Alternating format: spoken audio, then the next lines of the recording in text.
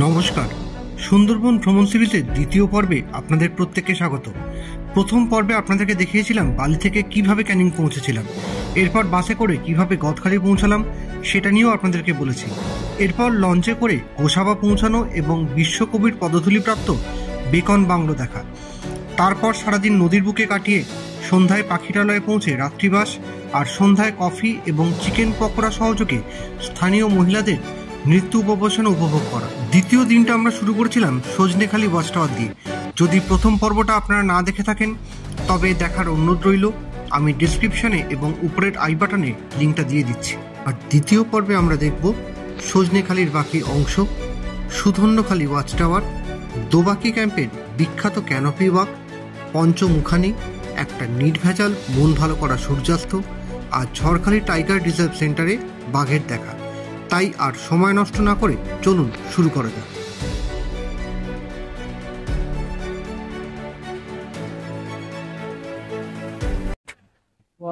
এই মুহূর্তে দাঁড়িয়ে আছি সজনেখালি ওয়াচ টাওয়ারের ঠিক সামনে। এখানে আজকে আমরা ওয়াচ টাওয়ারে উঠে জঙ্গল এক্সপ্লোর করবো। দেখি কিরকম লাগবে। সুধন্যখালি ওয়াচ টাওয়ারে পৌঁছে এই মুহূর্তে আমরা দাঁড়িয়ে আছি। আমাদের ঠিক পেছনে হচ্ছে কচ্ছপ রিজার্ভেশন করা হয় এখানে। কচ্ছপ পরিষ্কার ভাবে এই মুহূর্তে এটা দেখা যাচ্ছে না, বাট এখানে বোর্ড দেখা যাচ্ছে এবং কিছু কিছু জায়গায় কচ্ছপের মুখ দেখা যাচ্ছে, কিন্তু ক্যামেরায় হয়তো পরিষ্কার ভাবে খুব একটা কিছু আসবে না। চেষ্টা করবো তবু দেখিয়ে দেওয়ার। পুকুরে থাকা কচ্ছপ খুব ভালো করে দেখতে না পেলেও কচ্ছপ কিন্তু আপনাদেরকে আমি দেখাবো, এটা প্রমিস।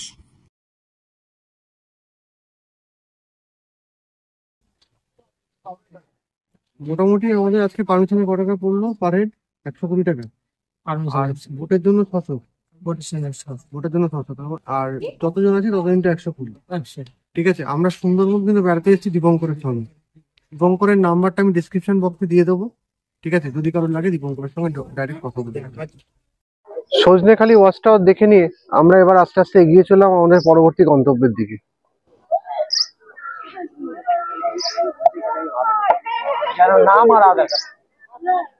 নদীর বুক ছেড়ে আমাদের লঞ্চ এগিয়ে চলল সুধন্যখালি ওয়াচ টাওয়ারের দিকে। পৌঁছে গেলাম সুধন্যখালিতে। দেখি এবারে বাঘমামার দেখা মেলে নাকি। বনবিবিকে প্রণাম করে আজকে আমরা আমাদের সুধন্যখালি ওয়াচ টাওয়ারে ভ্রমণ শুরু করলাম।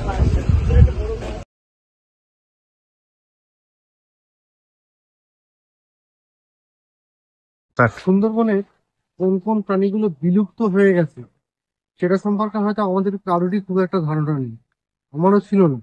কিন্তু এখানে সেই বোর্ডটা থেকেই আমি প্রথম জানতে পারলাম যে কোন কোন প্রাণীগুলো বিলুপ্ত হয়েছে। চলুন একসঙ্গে আমরা দেখি কি কি বিলুপ্ত হয়েছে। এখানে কি কি বলেছে? বার্কিং ডিয়ার ফার্স্ট, নেক্সট হচ্ছে হক ডিয়ার মানে হচ্ছে তারা হরিণ। আচ্ছা, নেক্সট হচ্ছে ওয়াইল্ড বাফেলো, নেক্সট হচ্ছে বার্ড সিঙ্গা, আর নেক্সট হচ্ছে জাফার গন্ডার। এই 5টা প্রাণী আজ এখান থেকে বিলুপ্ত। ডারউইন সাহেবের বিবর্তনবাদ সত্যি, আজ ডাইনোসর কিন্তু পৃথিবী থেকে বিলুপ্ত, কিন্তু আজও কিন্তু পিঁপড়ে সেই ঐতিহাসিক যুগ থেকে আজও বিবর্তনের সঙ্গে নিজেকে মানিয়ে নিয়ে বিলুপ্ততা থেকে নিজেকে বাঁচিয়ে রেখেছে। যারা সময়ের সঙ্গে সঙ্গে নিজেকে পরিবর্তন করতে পারবে না তাদেরকে একটা সময় বিলুপ্ত হয়ে যেতেই হয়। এই প্রাণীগুলো তার জলজান্ত প্রমাণ। কি কি পাখি সুন্দরবনে দেখা যায় সেগুলোও আমরা খুব একটা কিছু জানি না। সুন্দরবন আসি দেখতে, দেখে চলে যাই, কিন্তু জীব বৈচিত্র্যটা সম্পর্কে সম্মুখ জ্ঞান আমাদের কারোরই খুব একটা থাকে না। দেখি, আমার তো জানা নেই, শিখে নিই, দেখে নিই।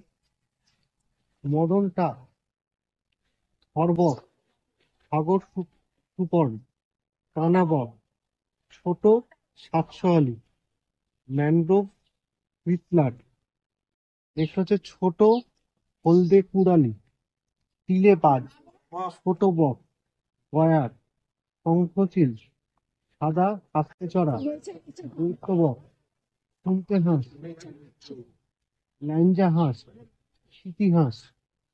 হাঁসের কতগুলো ভ্যারাইটি, আর হচ্ছে বনগাঁ।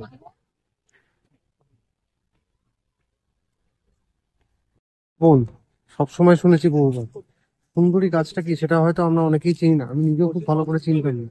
এর আগে সৌজন্যকারীতে ফটো দেখেছিলাম, বাট এখানে বাস্তবিক চোখে দেখলাম। গঙ্গামাটি দিলে হবে? গঙ্গামাটি গঙ্গামাটি দিলে হবে না তো, গঙ্গার পাশে বসে গঙ্গাকে দিকে দেবী।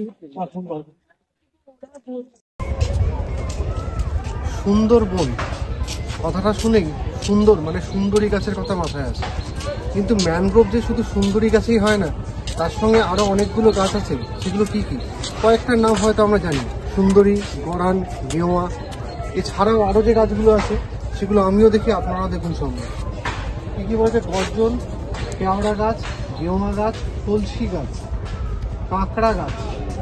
সুন্দরীর শিকড়টা এখানে দিয়েছে কিরকম হয়, হেঁদো গাছ, তোড়া, খড়গজা, মঠ গড়ান, ধানি ঘাস, সর্পমূল এবং গোলপাতা। এই সমস্ত কিছু নিয়ে কিন্তু সুন্দরবনের নর্মাল মানে ভৌগোলিক বিবর্তন তৈরি হয়েছে। সুধন্যখালী ওয়াচ টাওয়ারে উঠেও দূর থেকে কিন্তু আমরা একটা হরিণের দেখাই পেলাম। হঠাৎ দূর থেকে মনে হলো কিছু একটা আসছে। সেটা কি, সেটা কাছে আসার পর দেখা গেল সেটাও কিন্তু হরিণ ছাড়া আর কিছুই নয়। সুধন্যখালী দেখে নিয়ে আবার নদীর বুক চিরে এগিয়ে চলা, আর চুপচাপ বসে থাকা যদি মহারাজের দেখা মেলে।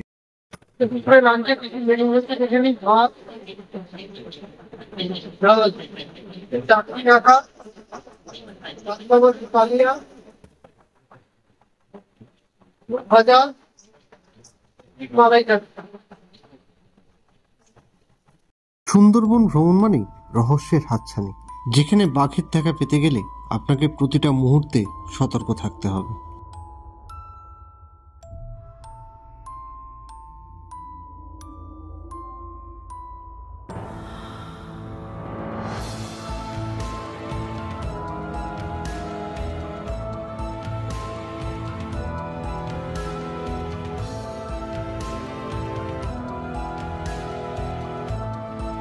পৌঁছে গেলাম দোবাকি ক্যাম্পে।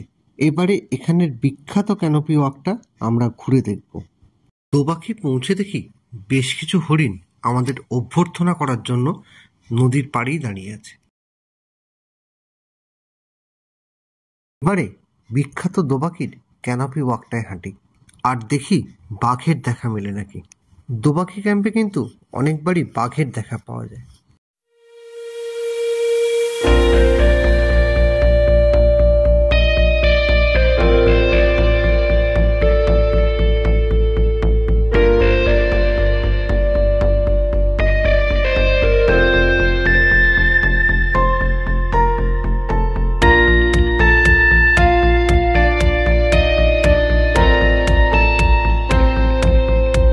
দোবাকি থেকে বেরিয়ে ভেসে চললাম পঞ্চমুখানির দিকে।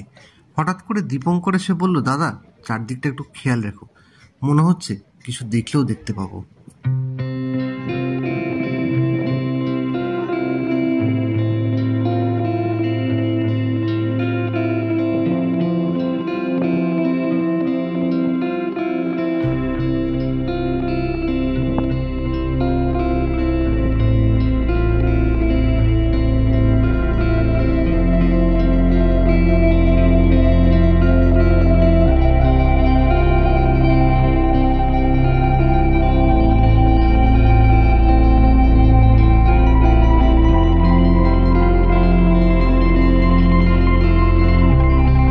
না, সেদিনকে আমরা সত্যিই বাঘের দেখা পাইনি, কিন্তু পঞ্চমুখানি পৌঁছে খানিকক্ষণ পর একটা মন ভালো করে দেওয়া সূর্যাস্ত দেখলাম। অনন্ত বিকেলের রোদ গায়ে মেখে পঞ্চমুখানির মধ্যে দিয়ে এগিয়ে চললাম, আবার ফিরে চললাম আজকে রাত্রিবাস পাখিরালয়ের দিকে। হয়তো সারাদিন আজকে বাঘের দেখা মেলেনি, কিন্তু সুন্দরবনের যে বৈচিত্র্য সেটাকে যতটা সম্ভব এনজয় করার চেষ্টা করেছি।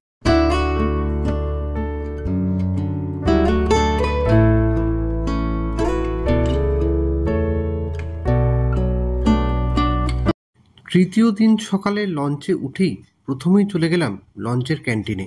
উদ্দেশ্য ব্রেকফাস্টে কি তৈরি হচ্ছে সেটা দেখা, আর একেবারেই লাঞ্চে কি রেডি হচ্ছে সেটাও এক ঝলক দেখে নেওয়া। প্রায় 3 ঘন্টা জলে কাটাবার পর এই মুহূর্তে আবার ডাঙার দেখা পেলাম। পৌঁছে গেছি ঝড়খালিতে। ঘুরে দেখি এখানে কি কি আছে না আছে, এবং আপনারাও দেখুন।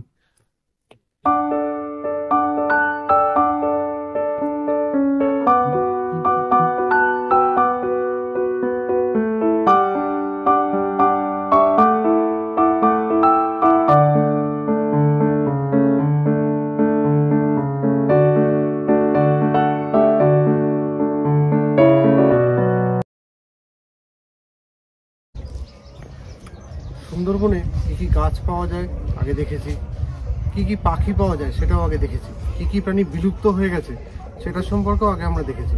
কিন্তু যেটা দেখিনি সেটা হচ্ছে এখানে কি কি রেপটাইলস মানে সরীসৃপ কি কি আছে দেখিনি। ব্যান্ডেড কিরাট মানে যেটাকে আমরা বাংলায় বলি শাখামুটি। নেক্সট হচ্ছে কমন কিরাট, এটা হচ্ছে কালাচ। এ হচ্ছে সব থেকে খতরনাক। ভারতবর্ষে প্রতি বছর যে পরিমাণ মানুষ মারা যায় তার মধ্যে কিন্তু সাইলেন্ট কিলার কালাচের রোল প্রচুর। রাতে ঘুমের মধ্যে অনেকে ঘামচাটা সাপও বলে থাকেন। রাতে ঘুমের মধ্যে এই সাপটা এসে বিছানায় উঠে মানে বাইট করে, এবং কোনো রকম বাইট মার্ক থাকে না এর ক্ষেত্রে। জ্বালা যন্ত্রণা সেরকম কোনো কিছুই থাকে না। মানুষ ঘন্টাখানেক পর, কখনো কখনো দেখা যায় 8 ঘন্টা, 10 ঘন্টা, 12 ঘন্টা পর পেটে ব্যথা বা চোখের পাতা পড়ে যাচ্ছে, এই সিমটম নিয়ে হাসপাতালে যায়। এটা কিন্তু খুব খতরনাক। নেক্সট হচ্ছে গ্রিন পিট ভাইপার। নেক্সট হচ্ছে কিং কোবরা, এর নাম তো সবাই জানে। নেক্সট হচ্ছে মঙ্গলেটেড কোবরা, ঠিক আছে। আর হচ্ছে নর্দার্ন লিভার টেরাপিন। নেক্সট হচ্ছে ওয়াটার মনিটর লিজার্ড মানে গোসাপ, যেটাকে আমরা বাংলায় বলি। সল্ট ওয়াটার ক্রোকোডাইল, এটা তো সবাই জানে, কুমির, সুন্দরবন কুমিরের জন্য বিখ্যাত। আর হচ্ছে অলিভ রাইডলি টার্টেল। এর আগে আমরা দেখেছি যে কি কি প্রাণী বিলুপ্ত হয়ে গেছে সুন্দরবনে, এছাড়া কি কি গাছ পাওয়া যায়। এখানে দেখবো হচ্ছে কি কি ম্যামালস মানে স্তন্যপায়ী কি কি এখানে দেখতে পাওয়া যায়। কি কি পাওয়া যায়, ফার্স্ট হচ্ছে বাঘ, যেটা দেখতে আমাদের সবার এখানে আসে। এছাড়া এশীয় উদবিড়াল, চিতল হরিণ, বন বিড়াল, চিতা বিড়াল, লেপার্ড ক্যাট, গন্ধ কোকুল। এটা হয়তো আমরা আমাদের অনেকেই বাড়ির কাছে আশেপাশে দেখতে পাই, গন্ধ কোকুল। বাগরোল, বাঁদর, গুণশুভ, আর হচ্ছে চালতা বাঁদর। কি করে রেস্কিউ করেছে? অবশেষে ঝড়খালিতে বাঘের দেখা পেলাম। বনে দেখা না পেলেও রেস্কিউ সেন্টারে বাঘের দেখা পেয়ে স্বভাবতই সবাই খুব খুশি।